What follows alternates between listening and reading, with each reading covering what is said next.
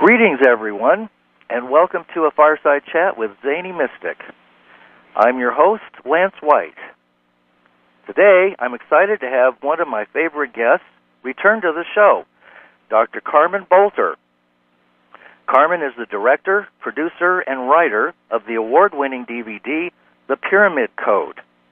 Her 5-part, 2-DVD set has been aired in 27 countries and is scheduled to air in 26 more around the world. She is also the author of Angels and Archetypes, an evolutionary map of feminine consciousness. To find out more, go to her website at www.pyramidcode.com. With a lifetime of scientific research and teaching as a professor at the University of Calgary under her belt, Carmen is one of the most knowledgeable scholars on Egypt alive today. She just returned from, I think, her 28th guided trip to Egypt with a group to directly experience the higher frequencies in the Great Pyramid and the Sphinx on the magical date of 11/11/11. In addition, she is currently hosting the powerful online course, the Evolver Intensive. Carmen's course is called Unlocking the Pyramid Code, Ancient Egypt as a Model for Empowerment. It's an in-depth exploration of the masterful abilities of the ancient Egyptians that can be activated within us and the technology for free energy that we are on the verge of rediscovering. She brings world-class guests such as Robert Bauval, Laird Scranton, Walter Cruttenden, John Anthony West, and the 2 upcoming shows are coming guests, which are Christopher Dunn and William Henry, to your living room live to share their presentations, ideas, wisdom, and to answer questions directly. This is one of the most exciting new forms of media online, and I highly encourage those with an interest to check out the next guest and register at www.evolverintensives.com. You will find me there also, so come on board, the water's fine. So now it's my great pleasure to welcome Carmen back to the show. Hi, Carmen, how are you? I'm great. Hi, Lance. How are you? Good. Well, you know, I imagine that the last time we spoke you were getting ready to do the trip to Egypt for the 11/11/11 group, and I'm guessing that everybody's probably pretty excited to share your experiences during your most recent trip, which you've returned from, that includes the date 11/11/11 and 12, and what happened during your recent trip. And did you notice any dramatic shift in the energies upon arriving with your group? Oh, yes, absolutely. I've been going to Egypt since 1977, and the post-Mubarak Egypt definitely has a different sense to it. The people are empowered in a new way. It's certainly not what CNN is asking people to think of Egypt and promoting all this fear and, you know, upsets at Tahrir Square. The people really feel like they've given themselves a voice. And then the energy seems to be spreading. So being a little bit farther away from the pyramid, you still feel the good energy from there. So I used to spend a lot of time inside the body of the Sphinx and, you know, have a certain energetic signature, if you will, of what that was. And this time when I was there at the Meridian, I could feel it at the hotel beside the pool. So I was very, very impressed with the unified field and how strong the energy was. Wonderful. That's really good news. Of course, it would be even better if that energy expanded outwards and encompassed all of us here in the dark densities in the United States. But, you know, we have 2012 in front of us, so perhaps that's on the agenda. It's right in front of us. Any minute, 2012. By the time this is heard, well, it'll be heard tonight, but we got, what, a couple of days? Couple of days, and then we're in 2012. It's not the galactic alignment. But the other thing is that we've just had winter solstice, 2011, and the galactic alignment was also happening the other day. Not exactly on, but close enough to give us some of that energy. But I do think that the energy is still stronger in Egypt than it is over here. Oh yeah, I would think. And you probably being so tuned to those energies, feel it in the airplane as you're flying over. Well, I certainly experienced the loss of it coming home. And and it even feels funny to call this home because I really do feel more at home in Egypt. So right. This is a much denser field here. And once you've experienced that magical, refined energy, it's really hard to deal with the density. But it's still over there, and I can still access it on the etherics. Once we understand what the energy is, I think we can go back and get a little taste of it again. Yes. And I know that you're planning a trip on 12-12-12, so people will have an opportunity to join you at that time, and I think that's going to be a really powerful experience. Not that this one wasn't, but I mean, don't you think that the energies, you've been doing this for quite a few years now on these magical dates, numerologically. Yeah, I've been leading tours to Egypt since 1996, and I would find alignments like planetary conjunctions and equinoxes and that sort of thing to always make a special, wrap the trip around special dates. But I did 1-10-10-10, and then, as you said, 11-11-11, and now 12-12-12. So I believe that those 3 dates are ascension portals, and there's a tremendous amount of interest in this next trip. And I think that people don't care if CNN is saying that it's scary over there. People want to come, and I'm really happy about that because even though there's lots of opportunities to swim in fear soup, I think that there's quite a few people who are like, I'm just not going there. Right. And that's how we're going to create a new world, by not succumbing to the invitation to be afraid.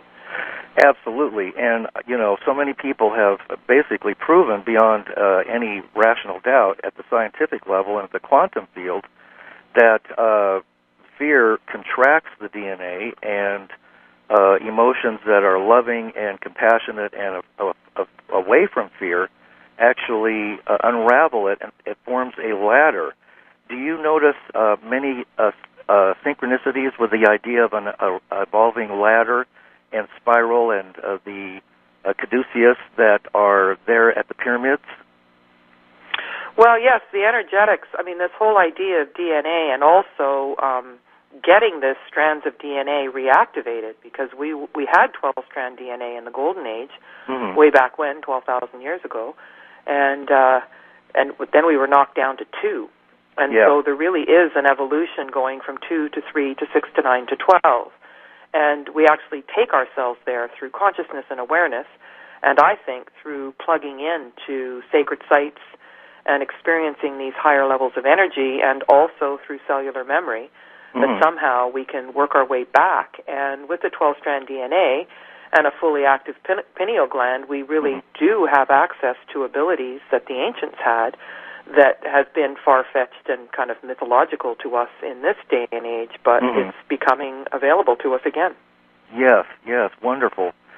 And so many people are waking up in the world. Of course, it can't be fast enough for those of us who are, just a nanosecond ahead of the crowd, but people are waking up and finding that they're really not happy in their jobs and their careers and the material pursuits that have been kind of distracting us from the more esoteric and spiritual inner planes.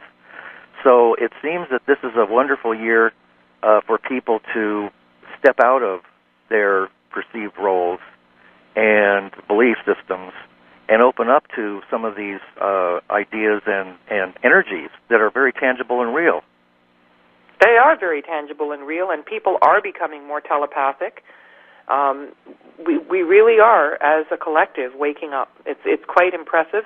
There's still a lot of people that are getting pulled down from whatever, TV and pharmaceuticals and fluoride in the water and those sorts of things, but there are plenty of people that are rising above it all as well.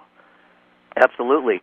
I've noticed a big shift since I started drinking distilled water to clear out the pineal gland in my body from the fluoride and the various other dozens of things that are in it that you don't taste or see.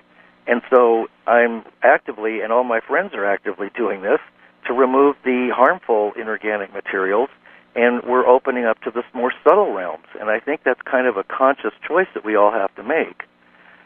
What do we want to experience here during our time, and what can we give when we're dumbed down and, kept in a box? So I don't want to get off on a tangent here because it would be very easy to do. So maybe we could continue with what happened on 11/11. I know that there were some difficulties with that, and it turned out to be a triumphant experience. What did go on with your group? Well, we had permits secured with the Supreme Council of Antiquities to go into the Great Pyramid at 1:30 in the morning, just a few hours into 11/11, and our permits were confirmed about 6 hours prior to that. And then suddenly we got a call that said that the Great Pyramid was going to be closed for 24 hours and no one was going to get in. And so, of course, a few people's egos got in the way and everybody was, kind of panicking that, they had been promised this and the military had shut it down, which I thought was incredibly ironic because the energy was so switched on and you don't have to be standing inside the Great Pyramid to feel it. And so, I kind of just shrugged and thought, well, you can't turn the energy off. You can close the pyramid, but go right ahead and close the pyramid. So it's like, to me, it was kind of like locking the barn after the horse has been stolen, that the energy is with us. You stand us anywhere along the Band of Peace where the pyramid fields are. And so a few minutes later, those of you who have seen the Pyramid Code probably remember the indigenous wisdom keeper, Hakim, who passed on. Wow. But his son appeared like 15 minutes later. Wow. The bus stopped and he got on. And then I was talking to him and I said, well, the military shut the pyramid down. He says, well, you want to go to Abu Ghraib to the crystal altar? I can help you do that. I'm like, okay. So to me, being outside, and it was full moon that night. So the idea of being outside in the warmth, because even though it's winter there, it's still very warm, and being at the crystal altar of Abu Ghraib was just a dream, and the light was so bright from the moon. Wow. And we had a harpist with us. Wow. And she had brought a small portable harp. And so she sat off in the distance. And at the end of the ceremony, I went over to her, and there was someone else sitting next to her, and I said, are we in heaven? And the woman said, I think we might be. So it was just like unbelievable to be outside, and every other time, which is numerous, that I've been to the crystal altar, it's been during the day, and there's a 6-foot laser-cut circle that you can lie down on, and it's almost like being in an oven, being baked by the sun. So there was something about the magnetic energy of the full moonlight that was just magical. Wow. So then we were allowed to go and do what we were planning on doing on 11/11 on 2011. Oh. So November 20th, we got to go into the Great Pyramid, and that was just absolutely fabulous because the group was a little bit more aware, because we had been inside a few other pyramids, about how footsteps resonate and make thundering sounds, and so how important it was to just get in there, situate ourselves, and meditate or tone a little bit, and feel the resonance. And so, there were people who achieved a harmonic resonance in there that totally changed them. And we've done some experiments in the Great Pyramid looking at the effect on the photonic emissions from the body in terms of how the pyramid affects the human aura, and did like a baseline outside the pyramid away from the plateau, and then in the pyramid, and then a delayed post-test. And it really does permanently affect the energy field of the body. And so, I'm so impressed with that. And then we got a full 2 hours at sunset between the paws of the Sphinx, and there happens to be 3 cavities that you can go into in the Sphinx, and usually you're not allowed to get anywhere close to them. And not everyone in the group, but a good number of people got to go in these other chambers. So there's the inner chamber of the heart of the Sphinx, and there's one at the left back rump and the hip, and that's 3 stories high. Wow. And it was wide open. We got to photograph the whole thing. Wow. And then there's another one on the right elbow. And then when we were there, the sound and light show started, and we got to take awesome pictures of the Sphinx and the pyramids lit up, and it was just like magical, like incredible that we got to do it. So all these things that I've been able to do on my own through various, getting permits and various privileges that who knows how it all happens, the whole group got to experience. Oh my God. So I'm very enthused about how that went. And I watched it change people who didn't necessarily, tune in that much. Were just getting boosts of energy, and their understanding synchronicity and how to create, and how to manifest and really understanding this energy and what it can actually do to improve our abilities. It's incredible. Wow.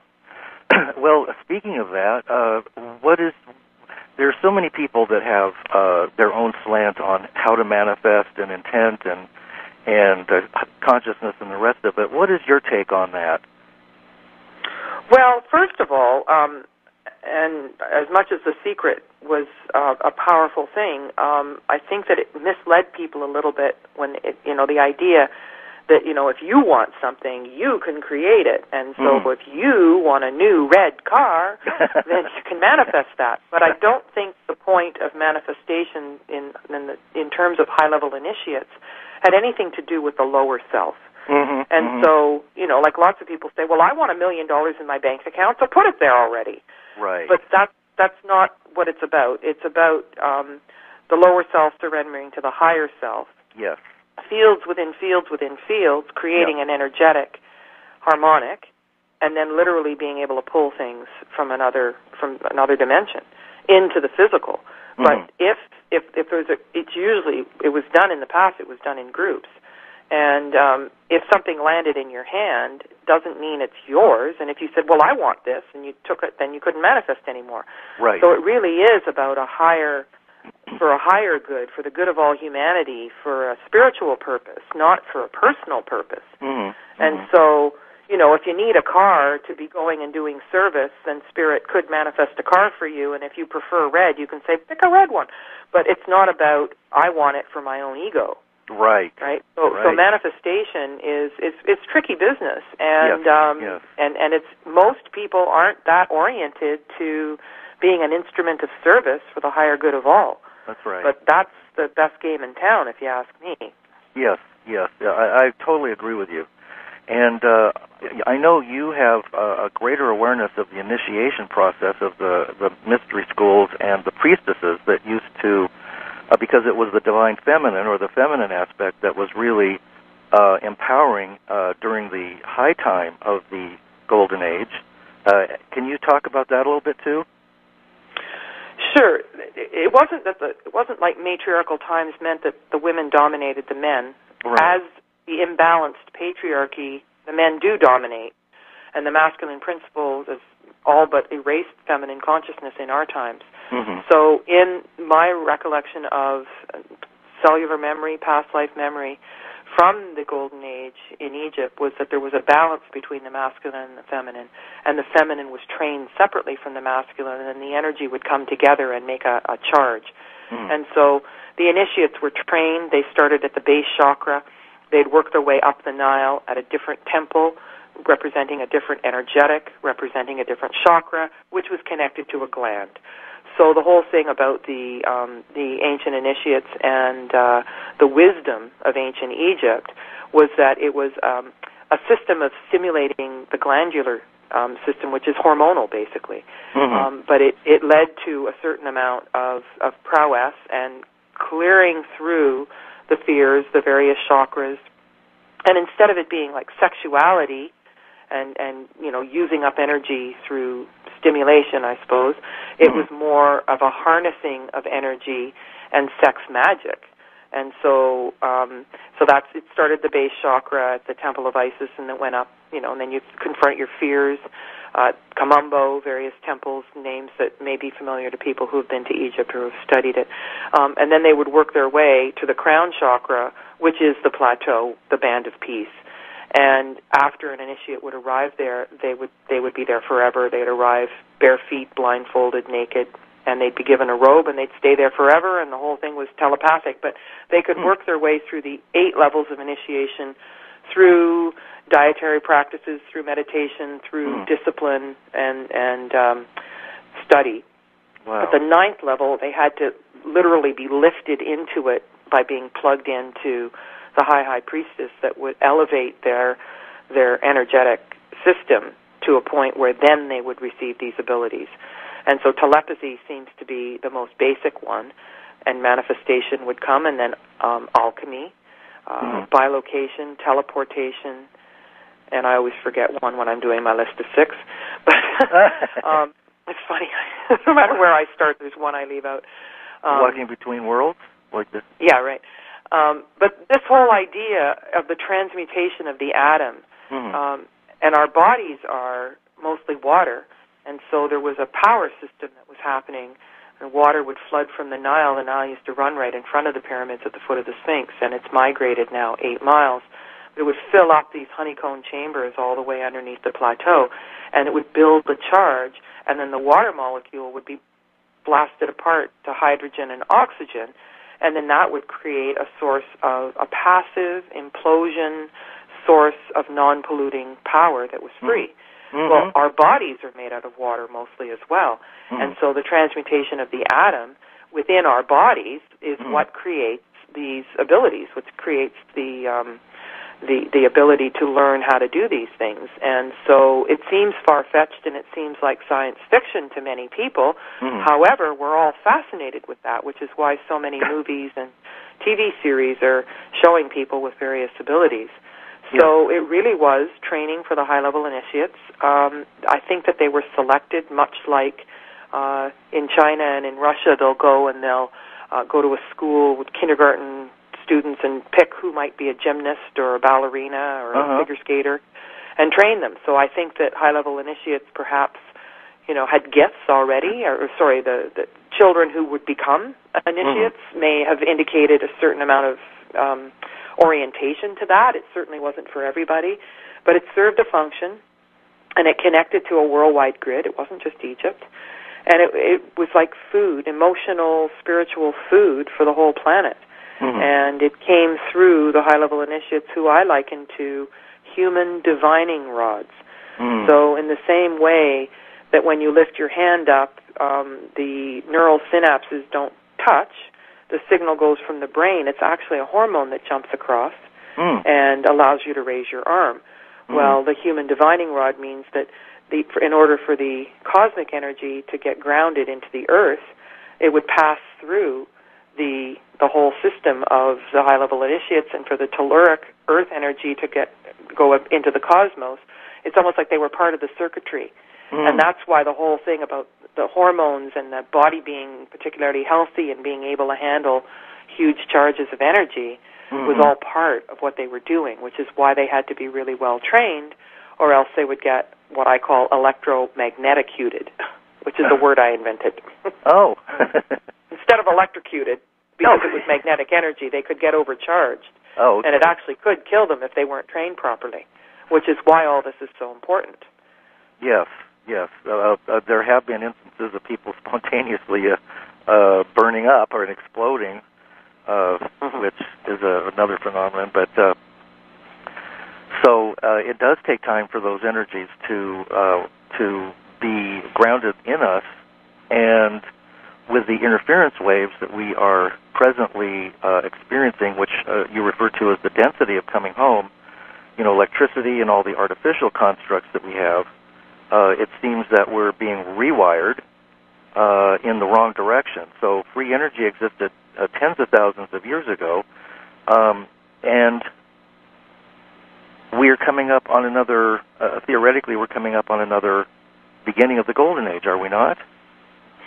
Well, we're turning the corner and going back up. So it's a 24 to 26,000 year cycle, depending on a few things, cosmic influences. But we are at the bottom of the darkest of the dark of the Iron Age, and we're just turning the corner and going up again. But just the way as we've passed winter solstice, we're getting a couple of minutes of extra light a day, we start to feel better. Because every day there's more light, as opposed to every day there's less light, which was happening a few days ago, and we feel like more and more oppressed. And so we're still being challenged by a number of interference patterns, as you say, but if we're close to water, if we're in nature, if we're away from things that are synthetic and electrostatic, then we can regroup. And so many people have nature deprivation, that they actually don't spend enough time outside, that they're not grounded at all because they live on the 11th floor and work on the 8th floor, walking on cement instead of on the earth if they even get outside.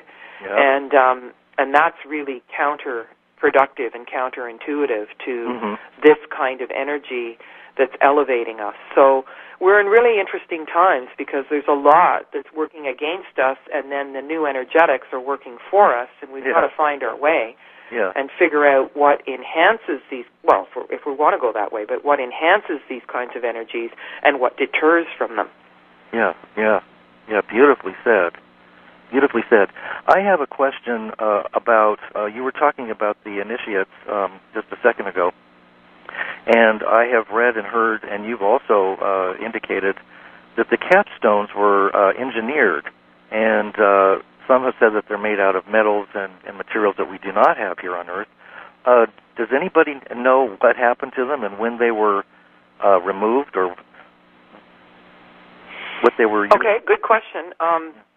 They were going to put a capstone on the Great Pyramid Millennium Shift, New Year's Eve, 1999, and then, of course, I think that was just a story, and then they, announced the day before that they didn't get it together. But I don't think that they even had the capacity to put it up there in the first place. I think that the Great Pyramid did start with some kind of a metal capstone. Electrum is one of the. It's a combination of silver and gold, and perhaps an unknown substance as well. That the alchemical combination of creates something other than is known on Earth right now. And so it did generate a certain amount of energy, but I think that was a long, long, long time ago, and the Great Pyramid is far, far older than any Egyptologist will tell you.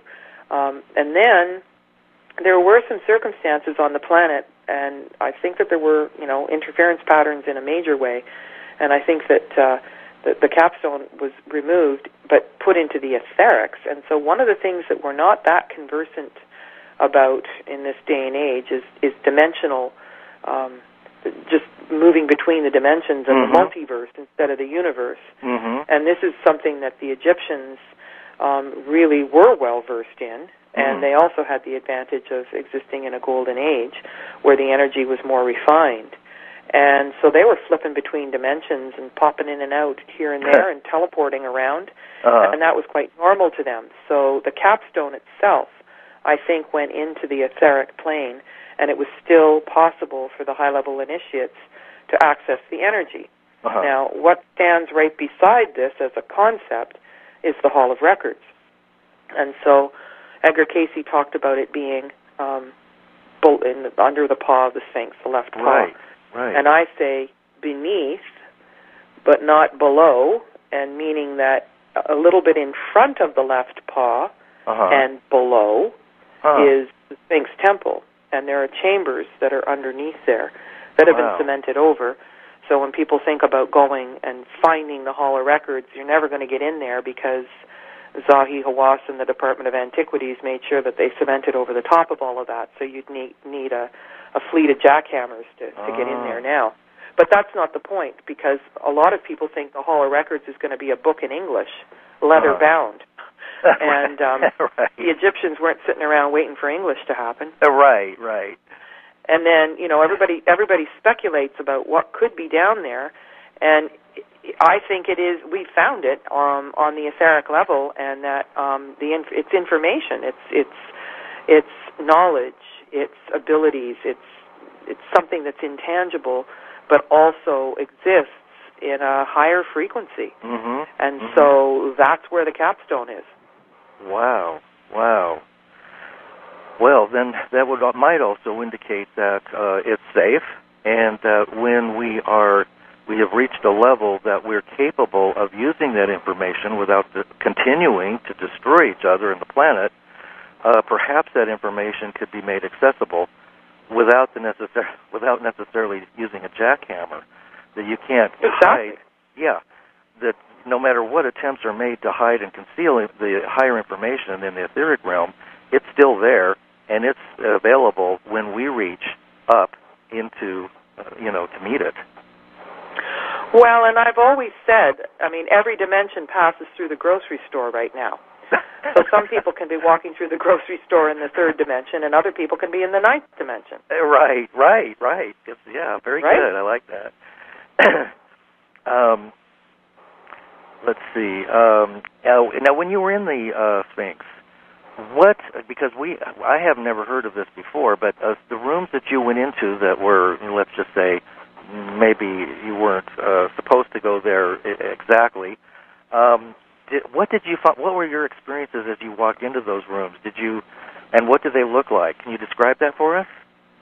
Well, you don't walk in. In that they are chambers. There's 3 different ones, and they all are completely different. So, up behind the stela, at the heart of the Sphinx, is a trap door, and there's a small chamber where you actually can climb inside. Wow. And it's not big at all. I mean, you can fit a few people in there. You can't stand up in it.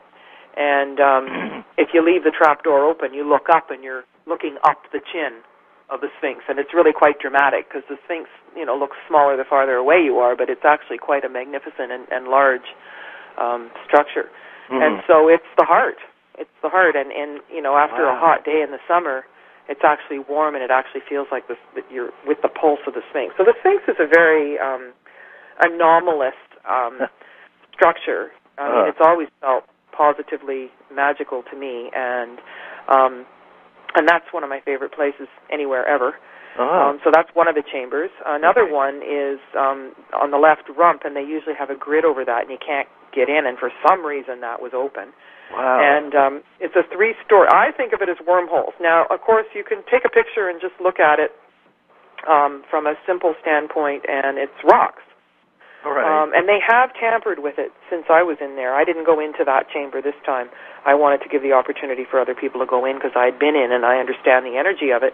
Mm-hmm. But, they get in there and the workmen start messing around and putting scaffolding and, re-cementing over things, and it changes the original energy of it. And the entirety of the Sphinx, except for one other place, has been, quote-unquote, restored, which means that other rock has been put over the top of the original material that Sphinx was built out of. And to me, that's where the payload is. It's the real original body of the Sphinx. Now, my experience in there is like it's wormholes in that it spins in a spiral, and it's quite tall. It's 3 stories high. Wow. And so you're actually going up into the body of the Sphinx, but then you go down toward the left paw.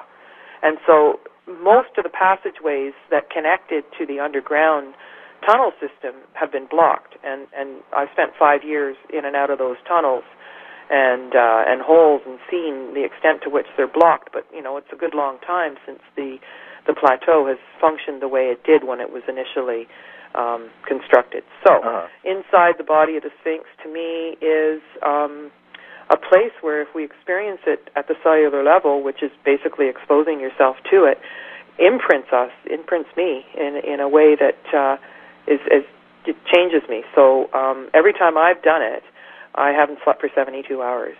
Wow. And that's 3 whole days and nights. And I've been, it offered me the possibility of downloading a lot of stuff. And there's another whole process on how that works. And so there's something beyond this world. It's like I've always thought that the presence of the Sphinx and the material that the Sphinx is made out of is not from here. And so by experiencing it, it changes us at the cellular level.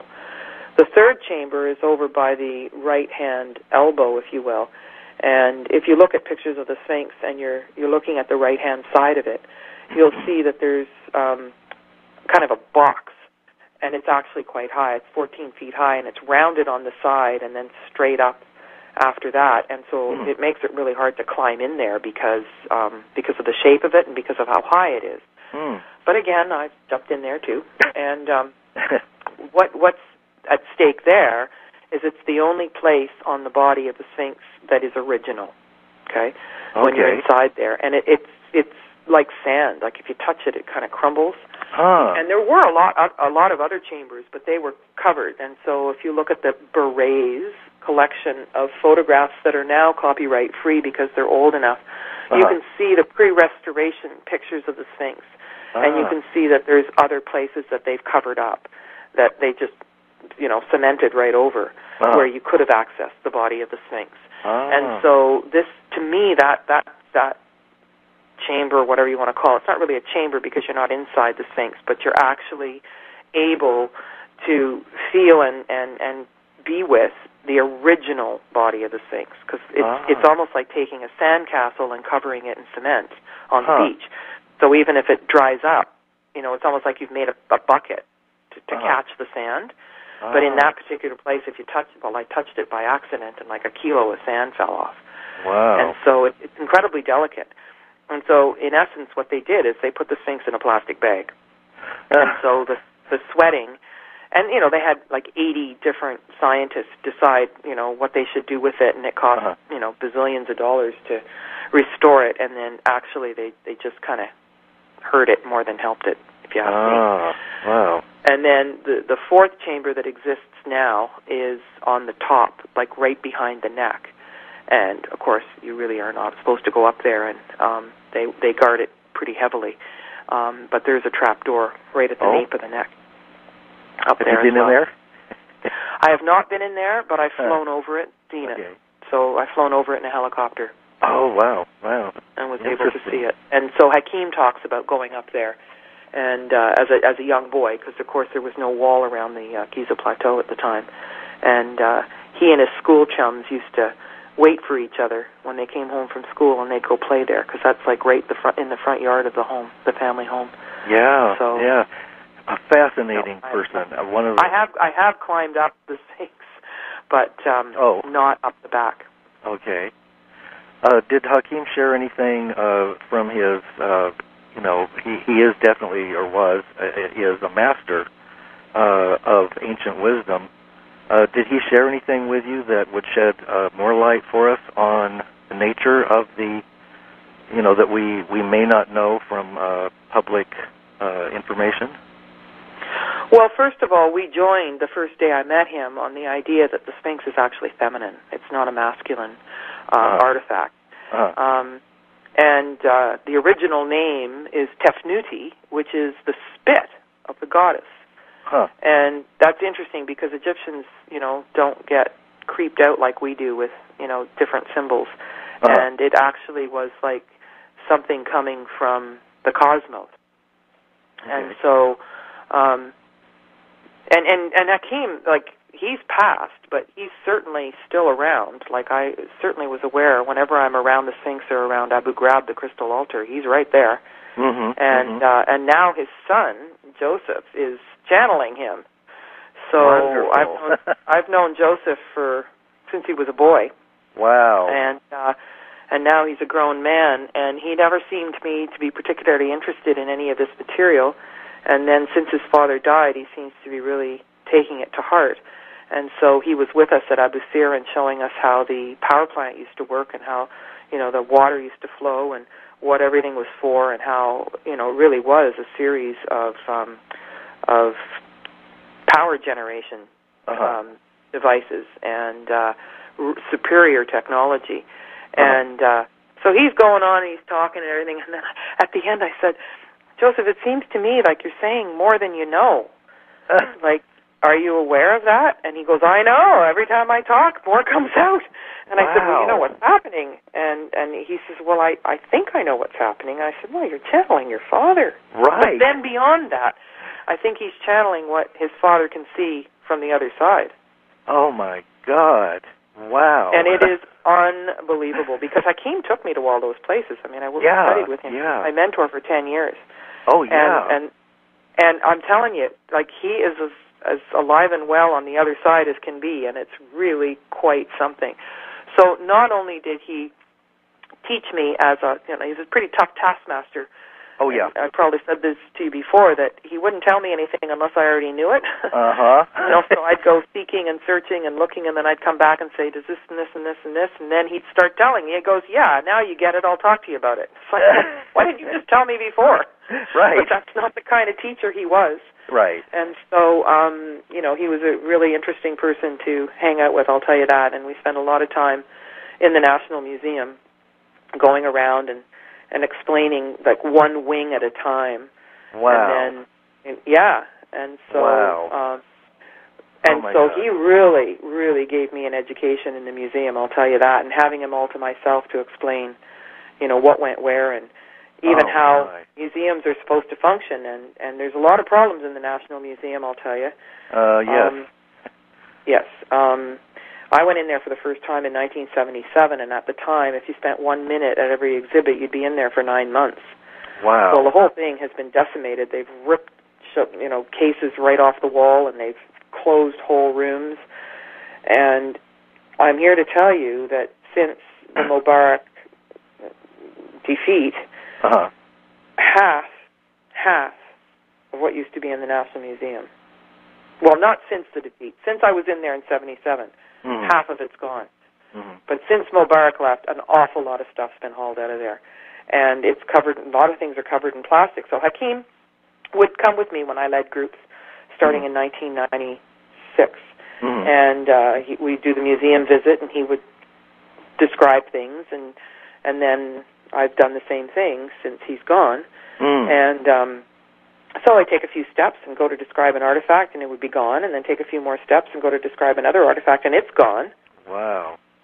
So, I mean, it's absolutely horrifying. And they're just, they had for example, a Hatchetsit display at the Metropolitan Museum in New York.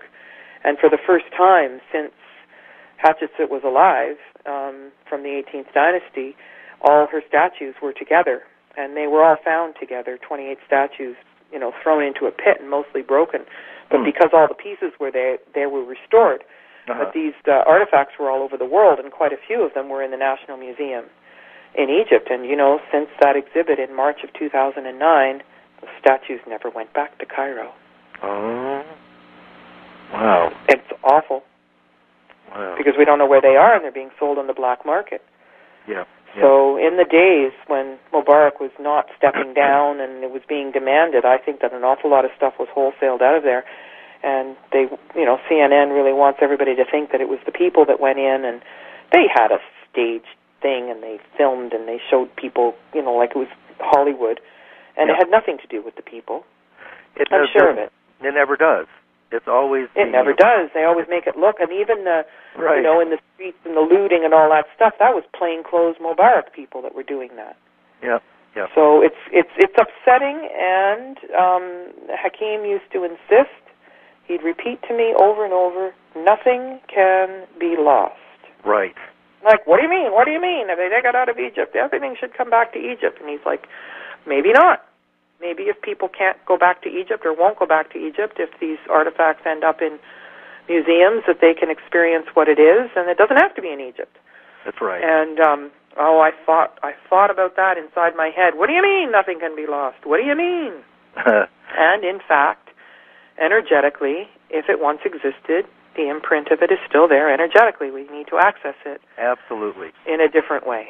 Absolutely. And there is an etheric double, which of everything. So at the very least, there's a pristine version that exists on the etheric plane. So we need to do our spiritual homework and move within on the inner plane so that we can access all of that, all of what is, all that is. That is no longer in 3D, while people rape and pillage and steal and burn and throw on wars and the rest of it just for amusement. You mentioned something interesting. You used the words "not from here," and I know that we haven't really gotten into this too much in the past, but you're also working on a book, a couple of books, and one of them has to do with the extraterrestrial connection, which it really cannot be denied. It's right in our face. Can you tell us a little bit about your own experiences with that, and what will be in your book, and how's that coming along? Okay, the book is called Aliens in Ancient Egypt. Oh, yes. Close Encounters and Secrets of a Nile Civilization. All right. And the writing deadline's January 15th, so I've been fingers to the keyboard now for a little while. Okay. And so it's going through mostly the Amarna period, the 18th dynasty, and the descended skulls, Nefertiti, Akhenaten, their daughters, yes, right. King Tut, and the anomalies that they represented, but also within these descended skulls, there was room for an enlarged pineal gland, and the pineal gland is shaped like a pine cone, and you've got the cord of the pine cone at the Vatican, and it really is the gland, whatever, that connects us to our spiritual higher beings, higher selves. And I've got past life memory from that period of time, including the Temple of Queen Hatshepsut, which is earlier in that dynasty. So the entirety of the 18th dynasty, they're talking about, even Hatshepsut was said that her father was kind of taken over by a high-level being and impregnated her mother, and therefore she's starseed. Well, there's a lot of discrepancy in terms of the family trees from any of the dynasties, and the more research I do, the more I think that every author is just making stuff up. Right. Yeah. Right. And if the more you read, the more, if you look up, the family tree, in 18 websites, you're going to find 18 trees. Like, pretty much nobody knows how it went. So I think that, I subscribe to the notion of psychic archaeology, that you get a hunch from at the cellular level from maybe cellular memory, past life memory, and then go and verify it in the field. It's not that we're not scientific, but I think that the ideas may come from another realm. And so I'm pretty sure that Hatshepsut and Nefertiti, Tut, Akhenaten were starseed from another planetary realm, and I think they had the ability to be popping in and out between dimensions. And so, there's all kinds of evidence showing up now of technology that they had, and wormholes and stargates and that sort of thing. And we have looked at them through patriarchal eyes. And the other thing that I see over and over again is this medical model that we want to diagnose everybody and see them as, sick, retarded, deformed, low zinc, radiated. Like, the more you read about this, the more they're just like, throwing ideas at the wall and letting them slide down kind of thing. Like, it doesn't add up because they're barking up the wrong tree, if you ask me. So my conviction with this book is to really look at how this alien connection would have worked, who they were, why they were here, how they were popping into a deteriorating society. So it's almost like they had the secrets of the Golden Age, and they were bringing it back during, like, all of the Egyptian dynasties are patriarchal. So the first dynasty corresponded to the beginning of the Mayan calendar, 3113 BC. And it's fascinating that the Mayan calendar would be represented and make sense in Egypt as well. But, so if in the Golden Age they had these abilities and possibly lots of contact with off-planet material as well and beings, and then it got denser and denser and denser and denser as the Iron Age came upon us, and as the patriarchal ways of being and thinking came upon us, and warring and power over and overtaxation and all that kind of stuff that we've got now. There were a few periods of time, notably in the 18th dynasty, in the Hatshepsut era, and in the Nefertiti and Akhenaten era, which followed with Tut, where this spirituality was percolating back up. And it was completely misunderstood. And, the Amun priesthood was rivaling them at the time, at the Amarna period, and gaining strength all the way from Hatshepsut's day. And they were making it religious instead of spiritual, and you had to pay for your salvation instead of being personally empowered to understand it yourself. And so we really haven't had peace since that time, and we're still, in the same vein as the Amun priesthood, and we still say Amen at the end of the prayer. Yes.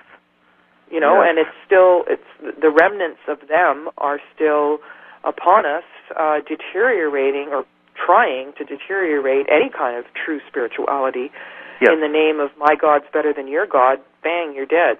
Right. And I get a profit from it. Right, absolutely. Not me, but you know what I mean. Yeah, I do. Yeah, well, we could do a whole show on that one. Yeah, but I think it's enough just to sit back and watch all of that unravel, because I think people are are reaching a point and will reach a point in the very near future when those things will be obvious and our telepathic abilities will start to come online again. Well, yes, imagine if everybody was telepathic and they could tell when a politician was lying, which is pretty much all the time. All the time. Yes. Right, and like people expect to be lied to, and like right. the bigger what did Hitler say? The bigger the lie, and the more often you repeat it, the more people will believe it. Absolutely, no question about that. So your book is coming out in January. I can't wait to read it, and I'm gonna want you back on the show to talk about it after I've read it, because this is going to be a wonderful one. Are you going to include a lot of the information that we've been talking about here? The decades of wisdom that you've garnered from all of these ancient sites and your own intuitive aspects, and from Hakeem and the rest, will some of that be in there as well?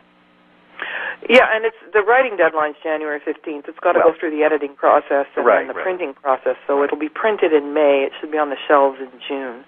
Wonderful. I'm actually writing a second book, so between the two of them, a lot of this information will be in there. Well, yes, but of course, not everything, because you can't put everything between covers for sure. Right. I mean, it just doesn't now, fit. you're doing another book. Yeah, go ahead. The second book is called Lost Keys of the Sacred Feminine, Decoding Dendera. And that's actually going to be a video book, an online project, and I'm doing that with William Henry.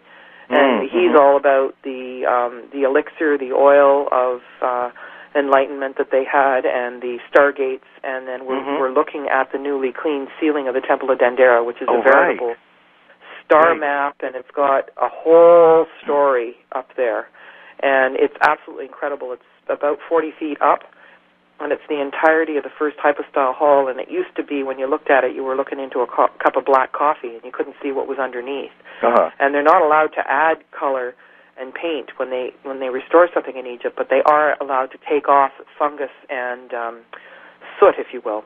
Because a lot of the Christians in the 3rd century, 2nd and 3rd century were, using, if you can believe it, they were using the temples like stables, and they were burning the dung in there, if you can believe it. Oh, good Lord.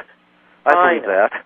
That makes sense. And so a lot, it just started this terrible process that deteriorated all these secrets that were underneath. So it's the last time I was there, I got to see the left side of the hypostyle hall that didn't have the scaffolding in it anymore. So, I don't think anybody's really tackled this, and ancient writers wouldn't have been able to see it. If they were writing anything other than the last few years. And so the other thing, though, is when you look at it, I mean, it's quite an undertaking to want to decipher it, because you look at it and it's like, well, what is all this stuff? You see, right. Animal-headed beings and, two-headed rams with wings, but it's there. I mean, it's speaking to the processional cycle, and all the secrets and the symbolism is there. It's just that we have, not had the toolkit, to decipher it. And then there's been all these ways that, hieroglyphic has been interpreted wrongly. Like, to me, the audacity of taking 4,000 Egyptian symbols and our 26 letters and saying, this is an A, this is a B. Well, they weren't waiting for us. It has nothing to do with our alphabet. That's right. Right? And so people get their name written in hieroglyphic. It's like, something like that. Right. So there's still a lot of secrets out there, but it's coming together. And one of the things that I find fascinating, going back to Egypt so many times, is and the other thing is I've been photographing it for a long time, including in the museum, and you're not allowed to photograph in there anymore, but I've got photographs from years ago, which is how I know the artifacts as well as I do, and I can tell what's missing and what's been moved, which you're not supposed to do. But, I learn more about symbols. I see more every time I'm there. And I was standing at Kamumbo looking at a wall that I've looked at many, many times, and all of a sudden, it's like the whole thing came alive, and I understood what I was looking at. It's like, I don't understand how that works. How, I've read a lot of the books, and, my stomach's turned, and I nearly pass out because there's something wrong with what I'm looking at. And, and then I kind of go back to Egypt and discover more, and then read the book again and still feel a little faint, but there's little crumbs in it. You know what I mean? Like we're searching around for little crumbs to try to put this picture back together, and then getting huge hits of intuition, and then suddenly whole chunks of it just make sense. And part of that's energetic. Yes. Part of that's just, fastidiousness and sticking with it and continuing to open. And then little clues that other people are discovering as well. And it's like the whole picture is still kind of being unpacked, if you will. Oh, yeah. And so, I'm really pleased that it's worth going back and that, there's more of me to decipher it. And every little bit, adds to this incredible deciphering of the biggest mystery we've got. Yes. Yes. Well, what I've had the experience where I've seen it looks like hieroglyphs, and it's layers of dimensionality that move out of the physical world, and they're just basically floating on top of everything, and there are these symbols, and they look like hieroglyphics. And I suppose if I had time to read them, I would be able to grasp something or get something intuitively from it, but that they're there. And so I'm guessing that this is a multidimensional experience, that those vibrations are fields that you can perceive and grasp, but not with your mind. Well, thank you for that. And what's true about Egyptian artifacts, frescoes, symbols, and temples and pyramids is that they are so precisely engineered that a temple will represent the cavities of a human body. Interference patterns go rampant when people are, take my picture, me, right? Oh, my gosh. And ignorant and not respectful or reverent in any way. But the minute that a temple clears, it resets, almost like rebooting a computer, instantly. And so there's something about the dimensionality and the architecture that is also playing on us, on our psyches, on our bodies. Yes. And so, we're perceiving it with much more than our eyes and our physical senses. So, but what you just said about getting these codes, I've stumbled upon something here that explains why, when you have visions, that it doesn't necessarily mean that you understand what they are. Right. If you want me to get into that, I can explain that a little bit. Would you? Okay, so one of the things, and I haven't heard this anywhere, it's just something that came to me, and it came to me from experiences within the Sphinx. Okay. And from these codes that I was downloading after, when I wouldn't sleep, the 72 hours after being inside the Sphinx. Yes. So the metaphor, okay, first of all, we have 11 codons on the front of our body and 11 on the back, which means each person carries 22. But when there are 66, so when there's 3 people present, then some of this stuff can get unpacked. So here's the process. It's the metaphor is a computer program. So when you download the codes, it's comparable to downloading a computer program. Well, once you download it, some people download programs, they don't even know where they go, right? They can't find them, and they didn't install the program. Right. But they downloaded it.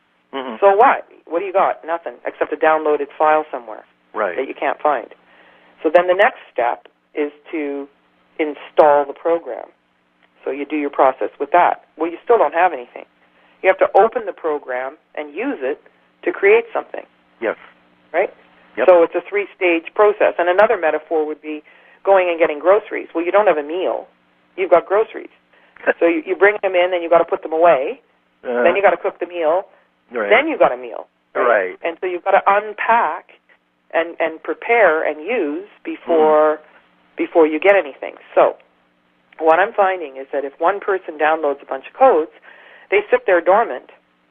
But if you get into a high state by being around the body of the Sphinx, and you're in the company of 3 people, 66 codons, all of a sudden the wisdom starts to come out and nobody knows where it's coming from.